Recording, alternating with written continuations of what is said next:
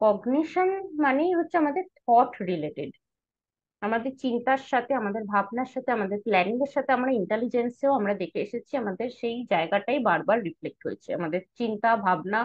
আমরা সেই চিন্তা ভাবনাকে কোন কোন ফিল্ডে কিভাবে কিভাবে অ্যাপ্লাই করছি। প্রতিটা মানুষ একই রকম ভাবে ভাববে তা নয়। তাহলে প্রত্যেকেই ইঞ্জিনিয়ার হতো, প্রত্যেকেই ডাক্তার হতো, কেউ মিউজিক্যাল লাইনে যেত না, কেউ স্পিরিচুয়াল লাইনে যেত না। প্রত্যেকের কারুর না প্রত্যেকের এক একটা ডমিনেটিং থটস রয়েছে, সেই ডমিনেটিং থটস পারসেপশনের উপর দাঁড়িয়ে সে তার প্রফেশন চুজ করছে। আর তার সাথে রয়েছে আমাদের পরিবেশের একটা ভূমিকা রয়েছে। আমি কি ধরনের কাজের সাথে যুক্ত হব, পরিবেশ থেকেও সেই ফিডব্যাকটা কেমন আসছে, ভালো আসছে খারাপ আসছে, টাকার অঙ্কটা কি আসছে, অনেক কিছু ম্যাটার করে আমি কোন ফিল্ডটাকে আমি নেব। আমরা দেখেছি টু ফ্যাক্টর থিওরিতে যে একটা মানুষের একটার সাথে আরো দুটো তিনটে তার স্কিল থাকতে পারে। সে যেমন সায়েন্সের দিকেও ভালো, তেমনি সায়েন্সের সাথে সাথে সে লিটারেচারেও ভালো হতে পারে। এবার অনেককেই এরকম দেখা যায় যে সায়েন্স নিয়েছে, ডাক্তারি নিয়ে পড়াশোনা করছে, এবং তার সাথে একেবারে চুটিয়ে সে মিউজিক ইন্ডাস্ট্রিতে রয়েছে বা অ্যাক্টর অ্যাক্ট্রেসের রোল প্লে করছে। তাহলে তার দুটো ক্ষমতাই রয়েছে। আর সেই ক্ষমতাটা তার ইন্টেলিজেন্ট যে মেজার করছি, তার থটসও সেখানে মেজারমেন্ট পাচ্ছে। কিভাবে সে চিন্তা করছে, তার চিন্তাটা কতটা কনক্রিট, কতটা যুক্তিযুক্ত, তার উপর রয়েছে তার ইন্টেলিজেন্ট মেজারমেন্ট। অ্যাটলিস্ট অ্যাভারেজ যেটা দেখা যায় 90% থেকে স্টার্ট হয়, তার যৌক্তিক ক্ষমতাটা রয়েছে। সে যা ভাবছে সেই ভাবনার একটা রূপ সে তৈরি করতে পারবে, একটা কনক্লুশনে সে রিচ করতে পারবে। তার নিচের স্তরে দেখা যাচ্ছে অ্যাটলিস্ট তার লাইফটাকে লিড কোনোভাবে সামহাও করে নিয়ে যেতে পারবে। কিন্তু 60-এর নিচে চলে গেলে তাহলে দেখা যাচ্ছে তার বৌদ্ধিক ক্ষমতাটাই একেবারে খুবই পুয়ার কোয়ালিটির হয়ে যাচ্ছে, কারণ তার সে তার থটস পারসেপশনটা কমপ্লিট হচ্ছে না।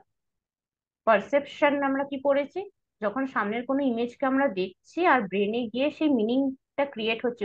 ও, এটা কান দিয়ে আমি শব্দ শুনছি আর এটা কুকুরের ডাক, বা এটা কলিং বেলের ডাক, বা এটা কোনো গাড়ির হর্ন। এই মিনিংফুল ইমেজটা আমার ব্রেন ক্রিয়েট করে দিচ্ছে, তারপর আমরা সেই মতো রিয়াক্ট করছি। তো থটটা তো আসতে হবে একটা প্রপার ওয়েতে। যদি রেকগনাইজই না করতে পারি তাহলে তো আমি যে কোনো আওয়াজেই হয়তো ভয় পেয়ে যাচ্ছি, সেটা গাড়ির আওয়াজই হোক না একটা কুকুরের আওয়াজই হোক। তাহলে ওই যারা 60-এর নিচে রয়েছে, বিলো অ্যাভারেজে রয়েছে, তাদের সেই পারসেপশনটা ক্লিয়ার হচ্ছে না। তাদের ব্রেন সেই প্রপার ইমেজটা তৈরি করে দিতে পারছে না। তাই তারা নেক্সট স্টেপে যে রিয়াকশনটা দেখানোর দরকার, যে ইমোশনটা ক্রিয়েট করা দরকার, সেটা প্রপার ওয়েতে তারা করতে পারছে না। তো জিন পিয়াজে আমাদের বলছে এই কগনিশন ডেভেলপমেন্টটা কি কি ভাবে গড়ে ওঠে, প্রত্যেক কটা স্তরে কিভাবে গড়ে ওঠে। আমাদের জন্ম লগ্ন থেকে আমাদের মেনলি অ্যাডোলেসেন্স পিরিয়ড অব্দিটাই দেখানো হয়েছে। আমাদের নিজস্ব কিছু সহজাত ক্ষমতা আমাদের রয়েছে। সেই সহজাত ক্ষমতা যখন পরিবেশের সাথে লিঙ্কড হয়, তখন সেই ক্ষমতাটা আরো বেশি স্কিলড হয়ে ওঠে। পরিবেশের সাথে যদি সেই ক্ষমতাটা, আমার ভেতরের ক্ষমতাটাকে পরিবেশের সাথে যদি মার্জি না করাতে পারলাম, যেটাকে আমরা মিথস্ক্রিয়া বলছি, তাহলে কিন্তু আমাদের জ্ঞানের বিকাশ হবে না। লার্নিং এর ক্ষেত্রেও আমরা দেখেছি যে আমাদের জ্ঞানের বিকাশের সাথে সাথে আমাদের লার্নিং হতে হতে চলছে। আমরা লাইফে এক্সপিরিয়েন্স করছি, লার্ন করছি, নেক্সট স্টেপে যাচ্ছি। নেক্সট স্টেপে যদি ফেলও করি, আগের স্টেপে কি এক্সপিরিয়েন্স করেছি সেটা থেকে কি শিখেছি সেটাকে অ্যাপ্লাই করছি পরের স্টেপে। এইভাবে করতে করতে আমরা এগোচ্ছি। সেটাই আমাদের জ্ঞানীয় বিকাশ।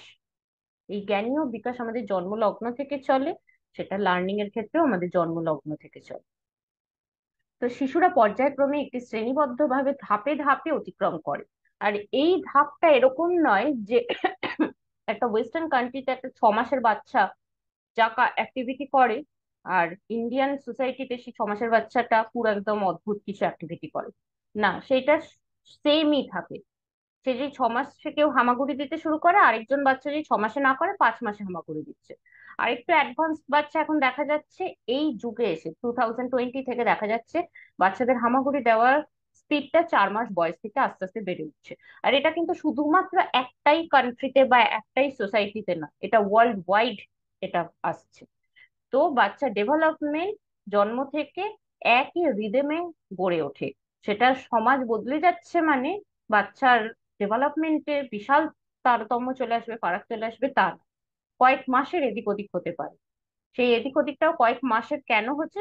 পরিবেশের সাথে সেই মিথস্ক্রিয়াটা একজন একটু আগে পেয়ে যাচ্ছে বলে তার ডেভেলপমেন্টটা আগে হয়ে যাচ্ছে, আরেকজন আরেকটু দেরিতে পাচ্ছে বলে তার ডেভেলপমেন্টটা একটু ডিলেড হচ্ছে।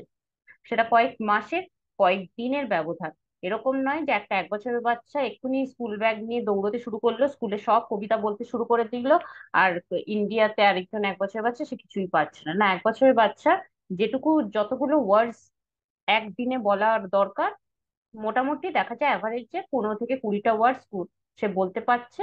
একটা ওয়েস্টার্ন কান্ট্রিতেও দেখা যাচ্ছে 15 থেকে 20টা ওয়ার্ডস একটা বাচ্চা বলতে পারছে। ধীরে ধীরে সেটা আরো ডেভেলপ করবে যত পরিবেশের সাথে সে কানেক্টেড হবে। তো পরিবেশ একটা বড় গুরুত্বপূর্ণ জায়গা। যতবার আমরা পরিবেশের সাথে কানেক্টেড হই আমাদের লার্নিং ক্লিয়ার হয়, আমরা আরো বেশি ভাবে নিজেকে স্কিলড করতে পারি। সেটা আমরা ইন্টেলিজেন্সেও দেখেছি, সেটা আমরা লার্নিং এও দেখেছি, আমরা পারসেপশনের ক্ষেত্রেও দেখেছি যে আমাদের পারসেপশন আরো স্ট্রং হয় যত আমরা পরিবেশের সাথে ফেস করতে শুরু করি। আর একটা সহজাত আমাদের প্রবৃত্তি নিয়েই আমরা জন্মাই, সেই প্রবৃত্তিটা কাজে লাগবে তখনই যখন পরিবেশ আমাদেরকে সাপোর্ট করবে।